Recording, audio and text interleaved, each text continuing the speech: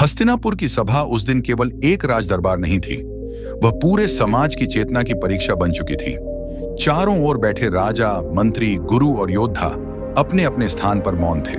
शंख, गदा और शस्त्रों से सजी वह सभा बाहर से जितनी भव्य दिखती थी, भीतर से उतनी ही असहज और भारी हो चुकी थी। पांडवों और कौरवों के बीच खेला गया जुए का खेल समाप्त हो चुका था, पर उसका परिणाम अभी सामने आना बाकी था। युधिष्ठिर, जो धर्म और सत्य के प्रतीक माने जाते थे, आज स्वयं अपने निर्णयों के बोझ से दबे हुए थे। उन्होंने पहले राज्य को दांव पर लगाया, फिर भाइयों को और अंत में स्वयं को भी। हर हार के साथ सभा का वातावरण और अधिक संकुचित होता चला गया। द्रौपदी उस समय सभा में उपस्थित नहीं थी। वे राजमहल में थीं और उन्हें इस बात का ज्ञान नहीं था कि सभा में क्या घट रहा है। जब दुर्योधन ने प्रश्न किया कि अब और क्या शेष है, तब शकुनी की कुटिल मुस्कान और गहरी हो गई। उसी क्षण द्रौपदी का नाम लिया गया, वह नाम जो केवल एक स्त्री का नहीं था, बल्कि पांडवों के सम्मान, उनकी गरिमा और उनके परिवार की मर्यादा का प्रतीक था। सभा में एक क्षण का सन्नाटा छा गया। यह सन्नाटा शोर से भी अधिक भयावह था, क्योंकि इसमें प्रश्न थे, पर उत्तर देने वाला कोई नहीं था। द्रौपदी को दासी द्वारा सभा में बुलाने का आदेश दिया गया। दासी असमंजस में थी, क्योंकि द्रौपदी रजस्वला थी और उस स्थिति में सभा में जाना न धर्म संगत था, न शास्त्र सम्मत। द्रौपदी ने प्रश्न किया कि किस अधिकार से उन्हें बुलाया जा रहा है। उन्होंने यह भी पूछा कि क्या युधिष्ठिर ने स्वयं को हारने के बाद किसी और को दांव पर रखने का अधिकार रखा था। यह प्रश्न केवल उनका व्यक्तिगत प्रश्न नहीं था, यह पूरे धर्मशास्त्र की जड़ में उतरने वाला प्रश्न था। दासी के पास उत्तर नहीं था, उसके पास केवल आदेश था। जब द्रौपदी सभा में पहुंची तो उन्होंने अपने केशों को ढका हुआ था और दृष्टि में पीड़ा के साथ साथ दृढ़ता भी थी। उन्होंने सभा में उपस्थित सभी वरिष्ठों की ओर देखा। भीष्म, द्रोण, कृपाचार्य और विदुर जैसे विद्वान वहां थे। द्रौपदी ने सबके सामने वही प्रश्न दोहराया जिसे उन्होंने पहले दासी से पूछा था। उनकी वाणी में क्रोध कम और विवेक अधिक था। वे जानना चाहती थीं कि धर्म की दृष्टि से वह इस सभा में किस स्थिति में खड़ी हैं। क्या वह स्वतंत्र हैं या किसी की संपत्ति बन चुकी हैं? सभा में कोई तुरंत उत्तर नहीं आया। भीष्म जैसे धर्मज्ञ भी मौन में डूबे रहे। उन्होंने स्वीकार किया कि धर्म इस स्थिति में अत्यंत सूक्ष्म और जटिल हो गया है। यह स्वीकारोक्ति स्वयं में एक संकेत थी कि सभा केवल एक स्त्री का नहीं, बल्कि धर्म के सिद्धांतों का भी अपमान देख रही है। दुर्योधन और दुःशासन के चेहरे पर यह मौन विजय की तरह था। उनके लिए यह क्षण शक्ति प्रदर्शन का था, जबकि अन्य लोग इसे असहज चुप्पी के साथ देख रहे थे। दुःशासन को आदेश दिया गया कि वह द्रौपदी को बलपूर्वक सभा में खींच कर लाए। यह आदेश केवल एक व्यक्ति का नहीं था, यह उस मानसिकता का प्रतिनिधित्व करता था जिसमें शक्ति को ही अधिकार मान लिया जाता है। जब दुःशासन ने द्रौपदी की ओर हाथ बढ़ाया, तब सभा में बैठे अनेक लोग भीतर से विचलित हुए, पर बाहर से मौन बने रहे। यही वह क्षण था जब अन्याय केवल करने वाले के कारण नहीं, बल्कि देखने वालों के कारण भी बढ़ता है।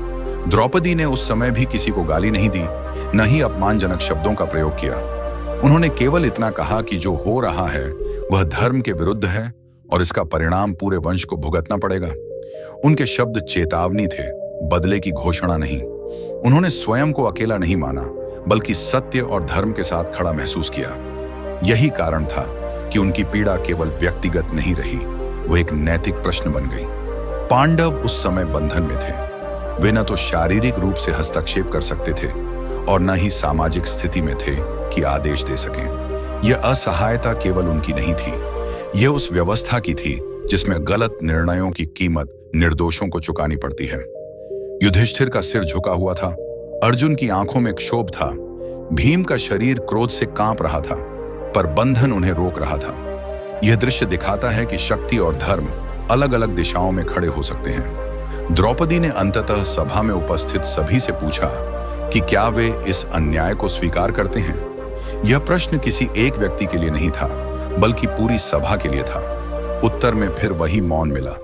यही मौन इस कथा का सबसे भारी तत्व बन गया, क्योंकि जहां शब्द समाप्त हो जाते हैं, वहीं इतिहास अपने सबसे कठोर निर्णय लिखता है।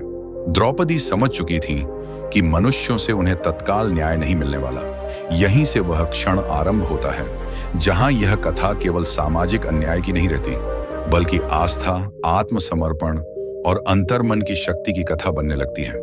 द्रौपदी का विश्वास अब सभा की व्यवस्था पर नहीं, बल्कि उस नैतिक सत्ता पर टिकने लगा था जिसे वह जीवन भर पूजती आई थी। उन्होंने मन ही मन यह स्वीकार किया कि जब सभी मार्ग बंद हो जाते हैं, तब मनुष्य के पास अंतिम सहारा केवल सत्य और ईश्वर की शरण ही रह जाती है। इसी बिंदु पर कथा एक ऐसे मोड़ की ओर बढ़ती है जहां आगे जो घटेगा वह केवल दृश्य परिवर्तन नहीं होगा, बल्कि पूरे महाभारत के नैतिक आधार को हिला देने वाला क्षण बनेगा। इसी बिंदु पर द्रौपदी ने अपने भीतर की व्याकुलता को शब्दों से परे छोड़ दिया। उन्होंने देखा कि सभा में उपस्थित लोग या तो नियमों के जाल में उलझे थे या सत्ता के भय में मौन थे। उस क्षण उन्हें यह बोध हुआ कि जब धर्म केवल पुस्तकों में रह जाए और व्यवहार में अनुपस्थित हो, तब न्याय की अपेक्षा मनुष्यों से नहीं, बल्कि उस चेतना से करनी पड़ती है जो हर प्राणी के भीतर सत्य के रूप में विद्यमान रहती है। द्रौपदी ने अपने दोनों हाथ ऊपर उठाए। यह किसी प्रदर्शन का संकेत नहीं था, बल्कि पूर्ण आत्मसमर्पण का क्षण था। उन्होंने अपने भीतर यह स्वीकार किया कि अब उनके पास अपने बल, पद या संबंधों का कोई सहारा नहीं बचा है। सभा में उपस्थित लोगों ने यह दृश्य देखा। कुछ के लिए यह असहज था, कुछ के लिए भयावह और कुछ के लिए अनदेखा करने योग्य। लेकिन यह क्षण इतिहास में इसलिए अंकित हुआ क्योंकि यहां एक स्त्री ने व्यवस्था के सामने अपने अधिकारों की नहीं, बल्कि धर्म की पुकार रखी। द्रौपदी का आह्वान किसी व्यक्ति विशेष के लिए नहीं था, वह उस न्याय के लिए था जो समय और स्थान से परे होता है। उनकी वाणी में अब प्रश्न नहीं, प्रार्थना थी। यह प्रार्थना शब्दों में कम और भाव में अधिक थी। कृष्ण उस समय सभा में प्रत्यक्ष रूप से उपस्थित नहीं थे, पर भारतीय दर्शन में ईश्वर की उपस्थिति भौतिक दूरी से नहीं, चेतना से मापी जाती है। जैसे ही द्रौपदी ने पूर्ण रूप से अपने अहम और अपेक्षाओं को त्यागा, वैसे ही यह कथा एक नए आयाम में प्रवेश करने लगी। यहां यह समझना आवश्यक है कि यह घटना किसी चमत्कार की सनसनी के लिए नहीं, बल्कि आस्था और आत्मबल के महत्व को रेखांकित करने के लिए स्मरण की जाती है।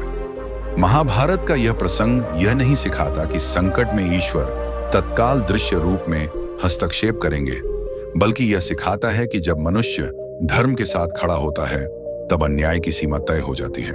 सभा में जो घटा उसे अलग अलग परंपराएं अलग तरीके से वर्णित करती हैं, पर मूल भाव एक ही रहता है। अन्याय का विस्तार वहीं तक होता है जहां तक समाज उसे मौन स्वीकृति देता है। द्रौपदी की रक्षा केवल किसी अदृश्य शक्ति का परिणाम नहीं थी, वह उस सत्य की अभिव्यक्ति थी कि अन्याय अंततः स्वयं को उजागर कर देता है। यह क्षण कौरवों के लिए विजय का नहीं, बल्कि उनके पतन की नींव का क्षण था। उस दिन भले ही तत्काल दंड न मिला हो, पर नैतिक पराजय वहीं लिख दी गई थी। भीष्म, द्रोण और अन्य वरिष्ठों ने उस सभा में जो मौन साधा, वह भी इस कथा का उतना ही महत्वपूर्ण पक्ष है।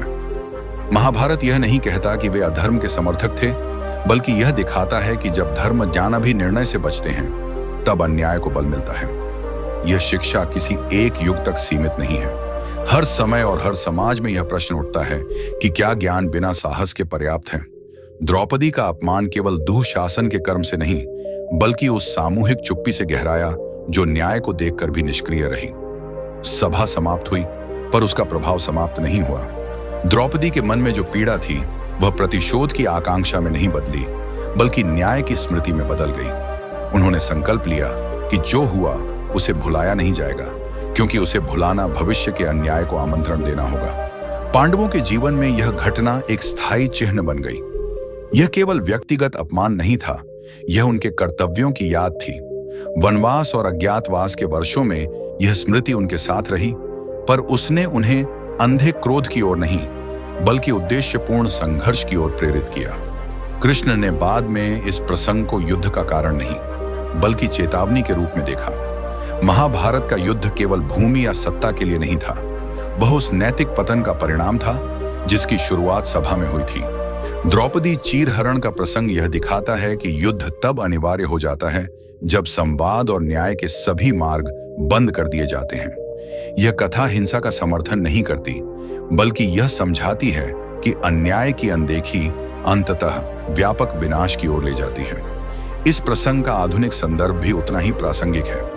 आज भी सभाएं बदल गई हैं, पर परिस्थितियां पूरी तरह बदली नहीं हैं। अन्याय आज भी अक्सर शोर से नहीं, बल्कि मौन से बढ़ता है। द्रौपदी की कथा हमें यह सिखाती है कि किसी भी समाज की नैतिकता इस बात से नहीं मापी जाती कि वहां कितने नियम हैं, बल्कि इस बात से मापी जाती है कि संकट में वे नियम किसके पक्ष में खड़े होते हैं। यह भी सिखाया जाता है कि पीड़ित की आवाज को सुनना केवल करुणा नहीं बल्कि जिम्मेदारी है। महाभारत का यह प्रसंग स्त्री की गरिमा को किसी दया के विषय के रूप में नहीं बल्कि अधिकार और सम्मान के विषय के रूप में प्रस्तुत करता है। द्रौपदी न तो कमजोर दिखाई देती है न ही असहाय। उनकी शक्ति उनके आत्मबोध में है। उन्होंने स्वयं को परिस्थिति से परिभाषित नहीं होने दिया। यही कारण है कि वे केवल एक पात्र नहीं रही बल्कि एक प्रतीक बन गई। वह प्रतीक उस साहस का है जो अकेले खड़े होकर भी सत्य के साथ खड़ा रहता है। अंततः यह कथा किसी एक क्षण पर समाप्त नहीं होती। यह हर उस स्थिति में पुनः जीवित हो जाती है जहां किसी की गरिमा को चुनौती दी जाती है और समाज निर्णय लेने से कतराता है। द्रौपदी का स्मरण हमें यह सोचने पर विवश करता है कि हम किस भूमिका में खड़े हैं। क्या हम प्रश्न पूछने वालों में हैं, मौन साधने वालों में हैं, या अन्याय को सामान्य मान लेने वालों में? महाभारत उत्तर नहीं देता, वह दर्पण देता है, और उस दर्पण में झांकने का साहस हर युग में मनुष्य को स्वयं करना पड़ता है। ऐसी ही रोचक और भक्तिमय कहानियां आगे सुनने के लिए मेरे चैनल को सब्सक्राइब जरूर करें।